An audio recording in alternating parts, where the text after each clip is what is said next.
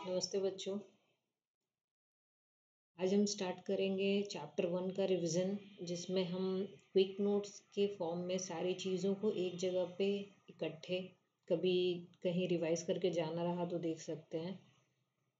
इस जितनी भी चीज़ें इस चैप्टर में हमने पढ़ी है, सारी चीज़ों को शॉर्ट नोट्स की तरह एक जगह पे हम रिवाइज करने के लिए रखते हैं, ताकि कभी एग्ज़ाम से पहले या कहीं हमें क्विक रिवीजन की ज़रूरत पड़े तो हमें उस वक्त नोट्स ना बनाना पड़े। इसलिए हर चैप्टर के एंड में हम क्विक नोट्स पहले ही बना लेंगे। तो हम देखते हैं इस क्विक नोट में हम हर टॉपिक को एक बार पढ़ेंगे। सबसे पहला है chemical reactions are the processes in which new substances with new properties different from those of the reactants are formed. Chemical reaction जो है एक ऐसे प्रोसेस को हम कहते हैं जिसमें नए सब्सटेंसेस का फॉर्मेशन होता है और उन नए सब्सटेंसेस का जो प्रॉपर्टीज़ होता है वो जो रिएक्टेंट्स होते हैं उनसे अलग होता है। जब रिएक्टेंट्स मिलकर प्रोडक्ट्स का फॉर्मेशन करते हैं जो कि बिल्कुल नए सब्सटेंसेस होते हैं, उनकी प्रॉपर्टीज़ अलग होती है, उनका कॉम्पोजिशन अलग होता है, ये सारी चीज़ें जब हो रही होती है उस प्रोसेस को बोलते हैं हम लोग chemical reactions. The substance or substances which take part in a chemical reaction are called reactants. वैसे substances जो chemical reactions में participate करते हैं उन्हें हम reactants कहते हैं। The substance or substances which are formed as a result of chemical change during a chemical reaction are called products.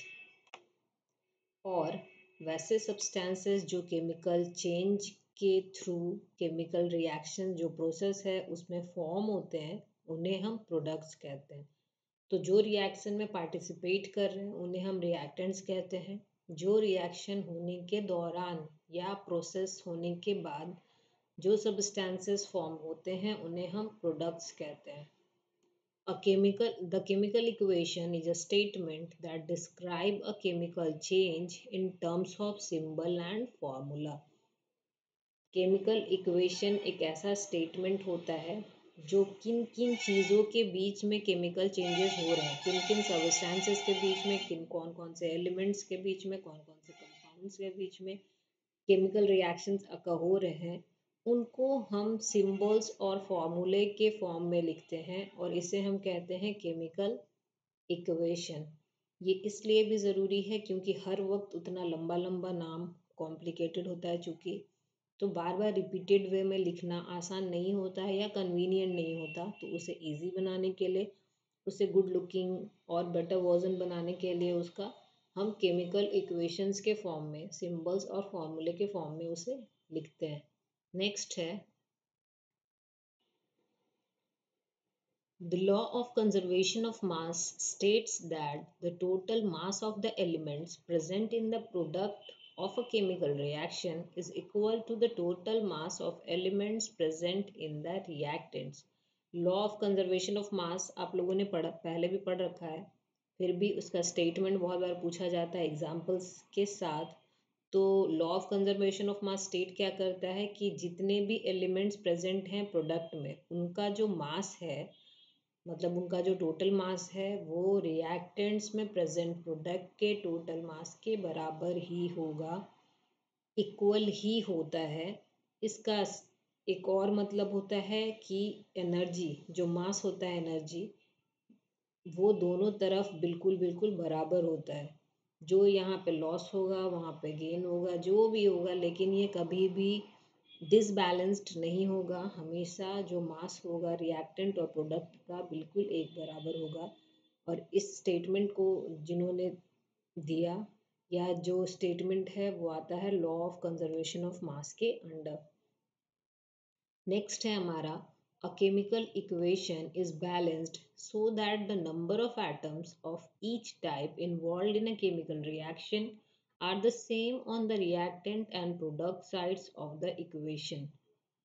कभी भी कोई केमिकल इक्वेशन जब लिखा जाता है या हमें कोई भी केमिकल इक्वेशन को बैलेंस्ड फॉर्म में रखना चाहिए, ताकि रिएक्टेंट्स में जितने मास यूज़ हो रहे हैं, जितने नंबर ऑफ एटम्स यूज़ हो रहे हैं, प्रोडक्ट में भी वो बिल्कुल उतने बराबर रहे, ताकि दोनों तरफ प्रोडक्ट और रिएक्टेंट का जो साइड है वो इक्वल रहे। इस वजह से केमिकल इक्वेशन को हम लोग हमेशा बैलेंस्ड रखते हैं। नेक्स्ट है हमारा the reaction in which two और more substances combine to form a single substance are called combination reactions. अब हम टाइप्स ऑफ रिएक्शंस में आ गए हैं। ये तो आप लोगों को नोट्स जैसे जैसे आगे बढ़ रहा है समझ में आ गया होगा। तो ये पहला टाइप है जिसे हम कॉम्बिनेशन रिएक्शन कहते हैं। बोलते किसको हैं? वैसे रिएक्शंस जिसमें दो या दो से अधिक सब्सटेंसेस मिलकर एक सिंगल प्रोडक्ट का फॉर्मेशन करें। प्रोडक्ट में सिर्फ एक सिंगल सब्सटेंस बने, वैसे रिएक्शंस को हम कहते हैं कॉम्बिनेशन रिएक्शन। तो those reaction in which two or more substances combine together to form a single product, a single substances is called combination reaction. Next, the reaction in which a compound splits up into two or more simpler substances are called decomposition reaction. It is opposite of combination reaction. तो वैसे reactions जिसमें एक compound split होकर टूटकर दो या दो से अधिक कंपाउंड्स बनाए, सब्सटेंसेस बनाए इन प्रोडक्ट, वैसे रिएक्शंस को हम बोलते हैं डिकम्पोजिशन रिएक्शन। डिकम्पोज होना ही, डिकम्पोज जो वर्ड है इसका मतलब होता है टूटना। तो वैसे रिएक्शन जिसमें एक सिंगल सब्सटेंस स्प्लिट होकर दो या दो से अधिक सब्सटेंसेस का फॉर्मेशन करे, इसे हम कहते हैं डिकम्पोजिशन रिएक्शन। ये कॉम्बिनेशन रिएक्शन के बिल्कुल अपोजिट होता है। कॉम्बिनेशन रिएक्शन में दो और दो से अधिक सब्सटेंसेस मिलकर सिंगल प्रोडक्ट का फॉर्मेशन करते हैं।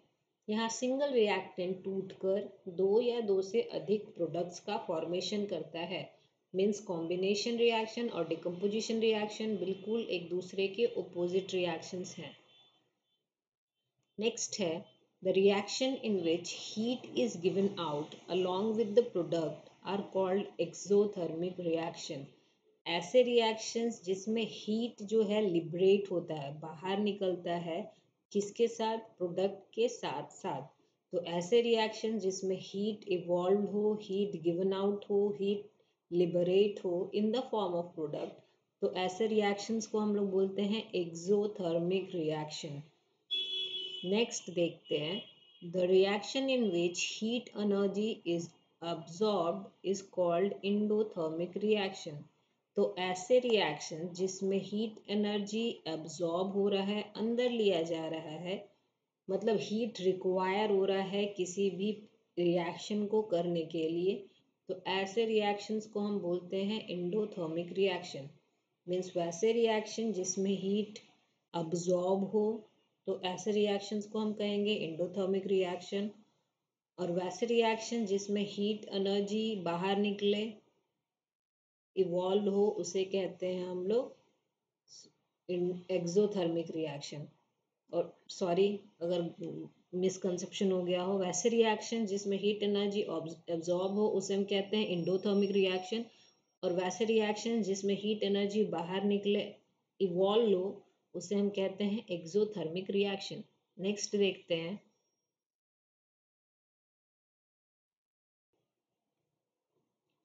the reaction in which one element replaces another element in a compound are called displacement reactions. ऐसे रिएक्शन जिसमें एक एलिमेंट दूसरे एलिमेंट का जगह ले रहा है इन प्रोडक्ट, उसे हम कहते हैं, मतलब एक एलिमेंट जो है वो दूसरे एलिमेंट का जगह ले रहा है, उसको हटा के, उसको डिस्प्लेस करके, उसको बाहर निकाल के, तो ऐसे रिएक्शंस को हम कहेंगे डिस्प्लेसमेंट रिएक्शन।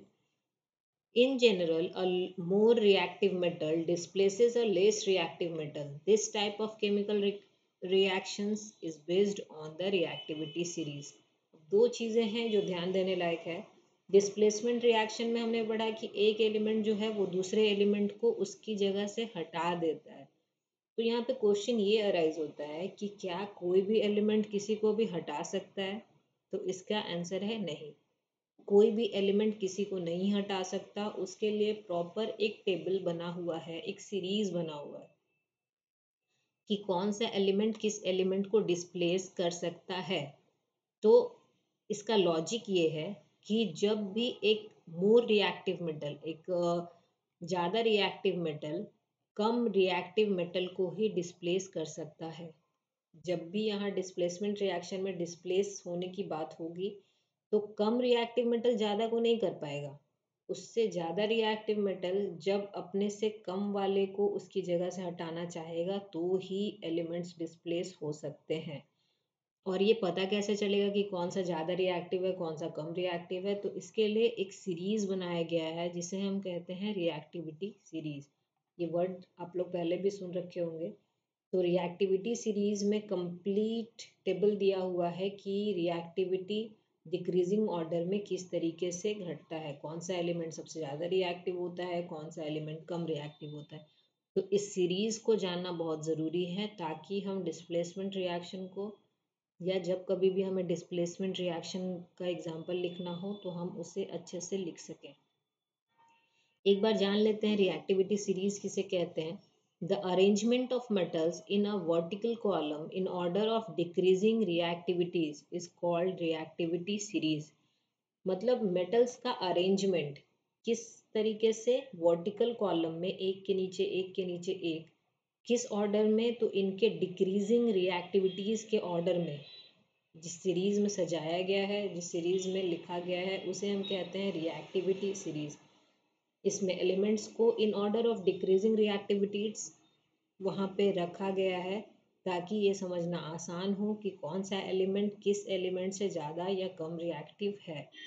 और ये हमें जानना ज़रूरी भी है क्योंकि इसी के बेसिस पे डिस्प्लेसमेंट रिएक्शंस में कौन सा एलिमेंट किसे डिस्प्लेस कर पाएगा इस बारे में हम अच्छे से जान पाएंगे। नेक्स्ट है हमारा, ओके आगे बढ़ते हैं। The reaction in which two compounds reacts by an exchange of ions to form two or more compounds are called double displacement reaction. Displacement reaction में हमने पढ़ा कि एक मेटल दूसरे मेटल को रिप्लेस कर सकता है। डबल डिस्प्लेसमेंट, डबल वर्ड से ही क्लियर है कि यहाँ दो डिस्प्लेसमेंट्स हो सकते हैं। तो वैसे रिएक्शंस जिसमें दो कंपाउंड्स रिएक्ट करते हैं, आयंस का एक्सचेंज होता है और दो या दो से अधिक कंपाउंड्स बना सकते हैं by the exchange of elements. ठीक है, तो वैसे रिएक्शंस को हम लोग बोलते हैं डबल डिस्प्लेसमेंट रिएक्शन। नेक्स्ट है हमारा, the reactions that produce a precipitate are called precipitation reaction. वैसे रिएक्शन जिसमें प्रेसिपिटेट्स का फॉर्मेशन होता है, सॉलिड रेसिड्यूज का फॉर्मेशन होता है, वैसे रिएक्शंस को हम कहते हैं precipitation reaction. The reaction that involve the gain or loss of oxygen or hydrogen by substances are called redox reaction. Redox मतलब कि एक ही रिएक्शन में रिडक्शन भी हो रहा है और ऑक्सीडेशन भी हो रहा है, मतलब कि हाइड्रोजन और ऑक्सीजन का गेन भी हो रहा है और लॉस भी हो रहा है। तो वैसे रिएक्शन जिसमें गेन और लॉस ऑफ हाइड्रोजन होता है in the same reaction are called redox reaction. Redox word का मतलब होता है कि reduction plus oxidation. Next, oxidation is the gain of oxygen or loss of hydrogen. Oxidation अगर हमें पता करना है कि कैसे कहाँ किसी रिएक्शन में ऑक्सीडेशन हो रहा है, तो ऑक्सीडेशन होता क्या है, गेन ऑफ ऑक्सीजन। अगर किसी सब्सटेंस में गेन हो रहा है ऑक्सीजन का तो उसे किसी भी रिएक्शन में वी कैन से किसी भी रिएक्शन में गेन हो रहा है ऑक्सीजन का या लॉस हो रहा है हाइड्रोजन का, तो वैसे रिएक्शंस को हम कहते हैं ऑक्सीडेशन। नेक्स्ट है रिडक्शन। किसे कहते हैं? Reduction is the loss of oxygen और गेन ऑफ हाइड्रोजन। ऑक्सीडेशन के जस्ट अपोजिट है, यहाँ पे ऑक्सीजन का लॉस होगा और हाइड्रोजन का गेन होगा। तो ऐसे रिएक्शंस जिसमें ऑक्सीजन का लॉस हो और हाइड्रोजन का गेन हो, वैसे रिएक्शंस को हम कहेंगे रिडक्शन रिएक्शन। नेक्स्ट है ऑक्सीडाइजिंग एजेंट। किसे कहते हैं? तो oxidising agent is the substance that provides oxygen for oxidation. अभी हमने पढ़ा कि कहीं पे भी जब गेन होता है मतलब एडिशन होता है ऑक्सीजन का, तो हम लोग ऑक्सीडेशन कहते हैं। लेकिन वो ऑक्सीजन कोई तो दे रहा होगा, ऐसा थोड़ी कि भगवान उसे ऊपर से हमारे पास भेज रहे हैं। तो जो भी एलिमेंट हमें प्रोवाइड करता है ऑक्सीजन ऑक्सीडेशन होने के लिए, तो वैसे एलिमेंट वैसे सब्सटेंसेस को हम लोग कहते हैं ऑक्सीडाइजिंग एजेंट। रिड्यूसिंग एजेंट किसे कहते हैं? Reducing agent is the substance that provides hydrogen for reduction. Reduction होने के लिए, रिडक्शन मतलब कि ऑक्सीजन का लॉस या फिर हाइड्रोजन का गेन, हाइड्रोजन का गेन होने के लिए या ऑक्सीजन का लॉस होने के लिए जो भी सब्सटेंस हमें हाइड्रोजन और ऑक्सीजन प्रोवाइड कर रहा है, वैसे सब्सटेंसेस रिड्यूसिंग एजेंट मतलब एजेंट का काम कर रहे हैं, हमारे जो वर्क है उसको अच्छे से करवाने का काम कर रहे हैं, इस वजह से एजेंट वर्ड यूज़ किया गया है। तो ऐसे सब्सटेंसेस को हम कहते हैं रिड्यूसिंग एजेंट। जो रिडक्शन होने में हेल्प करे उसे बोलेंगे रिड्यूसिंग एजेंट, जो ऑक्सीडेशन होने में हेल्प करे उसे बोलेंगे ऑक्सीडाइजिंग एजेंट। अब effects of oxidation in everyday life हमने पढ़ा था, उसका रिवीजन देख ले। सबसे पहला इफेक्ट है कोरोजन। कोरोजन का मतलब क्या होता है? Deterioration of element. किसी भी एलिमेंट के ऊपर अनवांटेड परत का जमा हो जाना। क्यों? हमारे इन्वायरमेंट में जो ऑक्सीजन या एसिड्स या हवा में जो मॉइस्चर प्रेजेंट है उससे रिएक्ट होके, तो वैसी चीज़ों को रिएक्ट होके जब ऑक्साइड्स बन जाते हैं, जो मेटल है वो अपना शाइन खो देता है, लस्टर खो देता है, खराब दिखने लगता है, तो उसे हम कहते हैं कोरोजन। कोरोजन का मतलब होता है जंग लगना। ठीक है, ये मेनली इन्वायरमेंट में किसी भी एलिमेंट का ढंग से ना रखे जाने की वजह से होता है, और उसे प्रोटेक्ट करने के लिए भी हमने काफ़ी सारी चीज़ों को पढ़ा था, जैसे हम पॉलिशिंग कर सकते हैं, शाइनिंग करवा सकते हैं, चीज़ों को वैक्यूम वाले जगह में रख सकते हैं जहाँ वो हवा या मॉइस्चर से दूर रह सके। नेक्स्ट इफेक्ट है ऑक्सीडेशन का रैंसिडिटी। रैंसिडिटी किसे कहते हैं हम? It is the unpleasant change in the smell and taste of food. कभी भी खाने का जब हम जो बना के रखें उसका स्मेल चेंज हो जाए, उसका टेस्ट खराब हो जाए, मतलब नॉर्मली हम लोग बोलते हैं खाना खराब हो जाना, उसे उसका जो इंग्लिश टर्म है, उसका जो इंग्लिश वर्ड है उससे हम कहते हैं रेंसिडिटी। रेंसिडिटी का मतलब होता है अनप्लेजेंट चेंज, मतलब जो हमें अच्छा ना लगे। कोई कोई चेंजेस ऐसे होते हैं जो हमें पसंद आते हैं, कोई कोई स्मेल ऐसा होता है जो चेंज होने के बाद हमें अच्छा लगता है, लेकिन खाना जब ख़राब हो जाता है तो उससे जो बदबू आती है, उससे जो स्मेल आती है वो ना तो अच्छी होती है, ना खाने का टेस्ट अच्छा रह जाता है। तो खाने के ख़राब होने के प्रोसेस को हम रेंसिडिटी कहते हैं। सो ये सारी इम्पॉर्टेंट चीज़ें थी जो हमने इस चैप्टर में पढ़ा था डीपली। यहाँ पे हमने देखा शॉर्ट नोट्स या क्विक नोट्स के फॉर्म में, जो अगर हमारा चैप्टर अच्छे से पढ़ा हुआ है तो सारे चीज़ों को हम शॉर्ट और फास्ट वे में भी पढ़ के आसानी से समझ सकते हैं। कब? जब हमें कहीं जल्दबाजी में जाना है पढ़ के तब। लेकिन अगर हम सोचे कि सिर्फ और सिर्फ क्विक नोट्स पढ़ के हमें सारा नॉलेज मिल जाए तो ये पॉसिबल नहीं है। इससे हमें सिर्फ 20 to 25% ही नॉलेज मिलता है, क्योंकि इसका जो मेन चीज़ जो डेप्थ है चैप्टर का, जो चीज़ें समझने जैसी है, जो एग्जाम्पल्स है, वो हर टॉपिक को पर्टिकुलरली अच्छे से पढ़ के ही समझ में आएगी। तो इसके साथ हमारा जो ये चैप्टर है chemical reactions and equations complete हो गया। नेक्स्ट क्लास में हम लोग ब्रांड न्यू चैप्टर जो कि हमारे 10th क्लास का, वो पढ़ेंगे एसिड बेसिस एंड सॉल्ट। तो आप लोग इस चैप्टर को कंप्लीट कीजिए, एक्सरसाइजेस ज़रूर कीजिएगा, और अगर किसी भी क्वेश्चन में प्रॉब्लम हुआ तो आप मुझसे पूछ सकते हैं इन द कमेंट सेक्शन, मैं ज़रूर उसे सॉल्व करूँगी। और अगर किसी भी प्रकार से कोई टॉपिक छूट गया हो तो प्लीज़ मुझे बता दें ताकि मैं उसे डील कर सकूं। Thank you, have a nice day.